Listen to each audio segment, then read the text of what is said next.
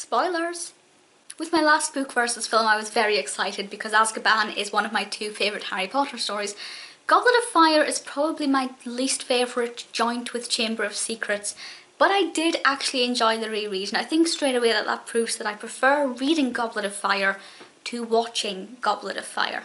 So as I said, this will contain spoilers, and the fact that this starts off with a look into the Riddle History is brilliant. It's a really great way to start looking at the darker side of Lord Voldemort's past. Needless to say, it's getting bigger, it's getting a bit more intense. This is where really J.K. Rowling steps up her game in terms of her progressing from children's fiction to YA fiction, although there are times when lists are used where it still has kind of a juvenile quality to it.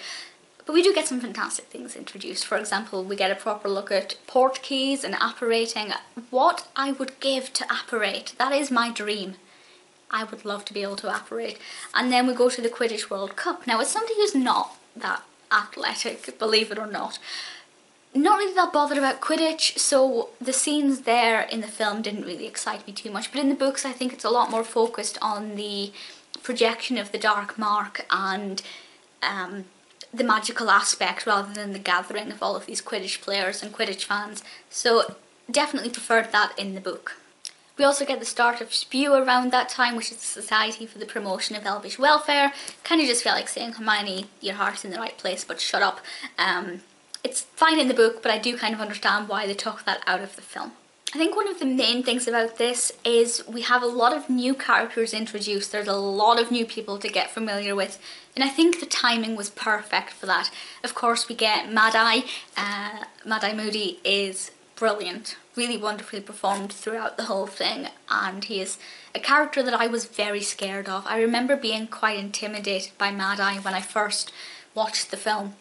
Not so much in the book, but in the film certainly. I think it's because there's such a strong visual presence with this character. Of course, we get a look at the killing curses, and that's so exciting as a Slytherin. That makes me very happy. And Barty Crouch Jr. The first time I watched this, I wouldn't have known who David Tennant was.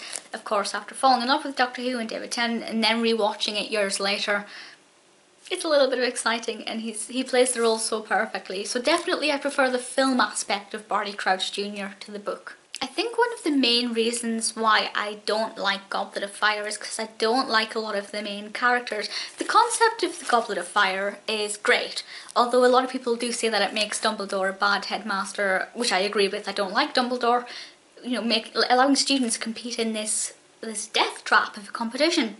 Although I should point out the dragon bit was not scary and very boring and very dull. But the other schools coming to Hogwarts, interesting enough, but I don't like Fleur Delacour, I don't like Victor Crumb, I don't like Cedric, is one of the Hogwarts competitors, and I love Ron as a character, but I kind of just thought he was being a bit petty the way he responded when Harry's name came out of the cup. I thought, surely you should understand by now that Harry wouldn't do that. You're his best friend, you should know this. So that irked me a little bit. Although I did like the introduction, or proper introduction, of Rita Skeeter. I thought this was a great way to develop her character. Occasionally she annoyed me, but also Harry really annoyed me in this. So the way that she annoyed Harry kind of made me happy. One good thing that I did like about this is the Yule Ball. Not for the reasons that most people do. Most people, if I can put words in people's mouths, they like it because it's visually stunning. You have the good ice sculpture, Hermione's dress is beautiful, Ron's outfit is wonderful, but I liked it because I just liked the way it affected the narrative. It's a slight light relief, slight comic placement just before the narrative goes right full on dark. And I think we needed that. Had that not been there, there would have been no ease of enjoyment before we got in with the really heavy stuff. And then of course we get Wormtail and Voldemort, and it's so exciting. It's great that he's back, because obviously with the previous book he wasn't there, and I love Voldemort.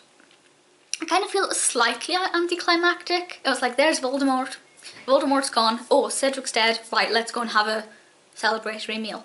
It was a very odd kind of ending, and I feel like the ending was not very good. I know, I just feel like it was not too positive an ending, but I don't think it was dark enough. And then again, that goes back down to the fact that Dumbledore is not a very good headmaster. but also because I didn't like Cedric. I didn't really feel the emotive aspect of it there.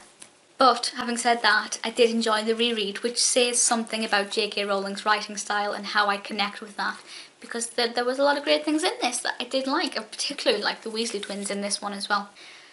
Let me know your thoughts on this one. I know a lot of people love it. It's one of the ones that's on TV the most. It's the ones that gets the most attention.